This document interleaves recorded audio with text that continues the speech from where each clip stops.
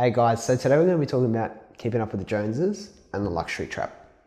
So a lot of people, have, their lifestyle starts down here, proportionate to their wealth. Now, for some people, obviously, as they become more wealthy and wealth goes up over time, then they'll raise the lifestyle quality and the lifestyle expenses to meet it and kind of take advantage of that. Now, what we often notice is that it's very hard and most people are very reluctant to lower lifestyle once financial circumstances change and they want to keep living up here. They can't adjust back. And it's when you get caught in a luxury trap. I've actually seen and know stories, plenty of stories of people who actually in this situation go out and spend more on luxury goods just to stop people from talking and save face because they don't want to face a regression in social status. That can have massive financial ramifications, and it's obviously a terrible money habit, especially when you've got a family to be responsible for. So that's the luxury trap, and it's obviously quite self-explanatory.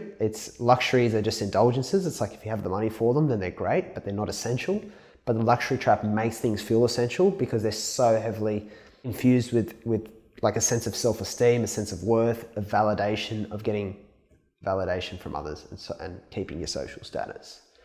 So it's a crazy thing. I'll give you an example, right? Because it's not about, in my opinion, avoiding wealth or avoiding indulgence on luxury goods, because they're there to be enjoyed, and that's the point of building wealth. All right, you got to enjoy it at some point. So let's say person A is Michael, and Michael grew up loving Ferraris, right? He had toy cars as a kid, Ferraris, went to the motor show, all he cared about was seeing the Ferraris. He had Ferrari pajamas and bed sheets. When he grows up and he does well for himself, he sets some money aside, saves, buys a Ferrari. Okay. Now person B might be Steve, and Steve might be, more insecure, cares more about image and perception, and buys a Ferrari so he can kind of be part of the same gentleman's club as his friend Michael and be seen as rich and wealthy and powerful by his friends or the people who he cares about, certainly about their perception. Now, you see how it's not that Ferrari's a bad thing to spend money on. There's a big difference. For Michael, it's more of a genuine indulgence. It actually creates an experience. It's a real passion for him, okay? He's really invested in them. Whereas for Steve, the other example, it's the opposite. It's very trivial, and it's just about getting social approval. It's really circular kind of logic. So the kind of type B in what I call like the not disingenuous indulgence, those people will do pretty much anything for social approval, and they'll form very bad money habits as a result. And it can have a massive impact, especially on a family or people who are dependent on them. Just as an example, the way my family has valued this kind of balance has been very different. It's just one example. My grandfather taught my father that, kind of the opposite, that lifestyle and wealth start here and then wealth will go up over time if you work hard. But then the way to really build wealth is to keep lifestyle down here. So that was their approach. And it's not about not enjoying it at all.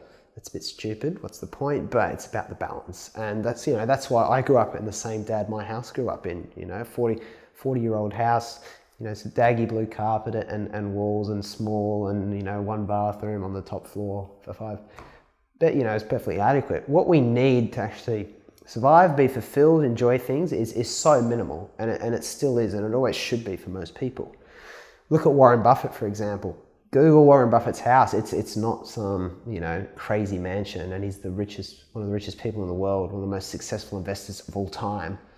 He's a very simple kind of, not small, but just a nice cozy little home. And he says, I've never seen the need or value in owning properties all over the place and having to look after them or pay people to look after him. It's just the way he values indulgence. So it's definitely it's not that there's not ways to enjoy money and luxury goods are bad. It's really not that simple. Two people making the same purchase can be doing a genuine indulgence or a very disingenuous indulgence. There's obviously a massive difference. You've got to think about the kind of money habits you form when you're doing things for validation and making financial decisions for validation and social approval and for social status. There's a lot of flaws there.